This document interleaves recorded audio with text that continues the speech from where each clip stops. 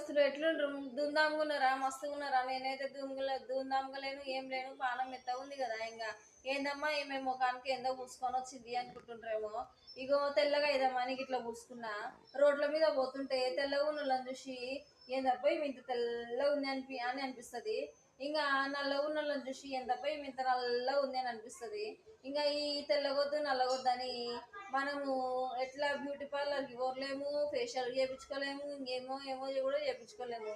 అందుకొరకే ఏం చేసినా ఇంకా నేను ఇంట్లో తెల్లది కోల్గేటు, నిమ్మకాయ రసము, ఆలుగడ్డ రసం ఈ 3 కలిపి మంచిగా మంచిగా కలిపేసి వాటిని డీప్ ఫ్రిడ్జ్‌లో అదే ఐస్ క్యూబ్స్ ట్రే ఉంటది కదా! దాంట్లో పెట్టి ఇంక రాత్రంతా పెట్టి పొద్దుగాల పిల్లలు స్కూల్‌లోకి పోయినంక మంచిగా రుద్దుకుంటా. 5, 6 సార్లు రుద్దుకుంటే మంచి కలర్ వచ్చింది. మీరు కూడా ట్రై చేయండి. మంచి కలర్ వస్తది. ఇక కలర్ గనుక వస్తే ఈ వీడియోని లైక్ చేయండి, షేర్ చేయండి, సబ్స్క్రైబ్ చేయండి.